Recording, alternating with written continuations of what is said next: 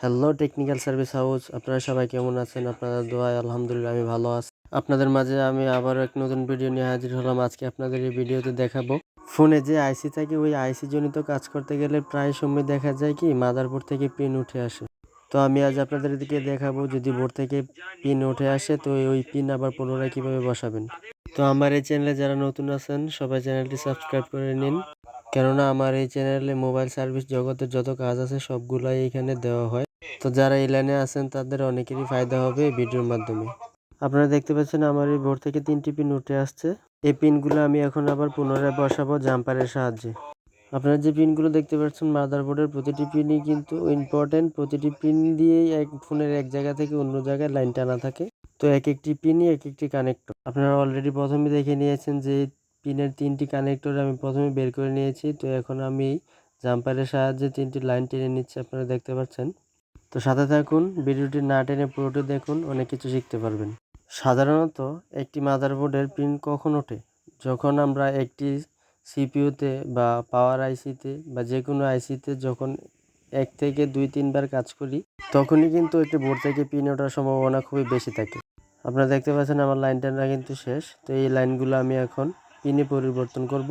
জাম্পারের সাহায্যে আমি যে লাইনগুলো টেনেছি এই লাইনগুলো একটু কেটে ছোট করে নিচ্ছি। আপনারা আমার হাতের যে টুইজারগুলো দেখতেছেন এই টুইজারের মাধ্যমে আমি লাইনগুলো রোল করে নেব। রোল করে বোর্ড থেকে যে পিনগুলো উঠে আসছিল সেই পিনের জায়গায় আমি রোল করে এই লাইনগুলো রেখে দেব। একটি মাদারবোর্ডের পিনজনিত কাজ করতে 30 থেকে 40 মিনিট সময় যায়। তো আমি এই ভিডিওটি ফাস্ট করে রেখেছি আপনাদেরকে সহজে দেখানোর জন্য। তো আপনারা একটু ভালোভাবে লক্ষ্য করে দেখবেন ভিডিওটি। যারা আমার এই চ্যানেলটি সাবস্ক্রাইব করে রেখেছেন তাদেরকে আমার পক্ষ থেকে অসংখ্য ধন্যবাদ। আর যারা নতুন আছেন চ্যানেলটি সাবস্ক্রাইব করে নেবেন। আমার এই চ্যানেলটি তাদের জন্য লাভবান হবে যারা নতুন কাজ শিখতেছেন এবং কি কাজ শেখার আগ্রহী দেখাচ্ছেন। এই চ্যানেলে মোবাইল জনিত সকল সমস্যার টেকনিক্যালি সাজেশন দেওয়া হয়।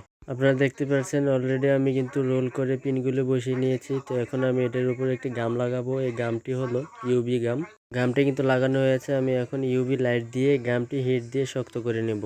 আমার কিন্তু হিট দেওয়া শেষ। তো আমি এখন এই গামটি উপর থেকে কেটে লাইনগুলো বের করে নেব। আমি এই ভিডিওতে কাজটি যেভাবে দেখাচ্ছি আপনারা ঠিক একইভাবে কাজটি করার চেষ্টা করবেন স্টেপ বাই স্টেপ, তাহলে সহজেই আপনারা কাজটি সেরে নিতে পারবেন।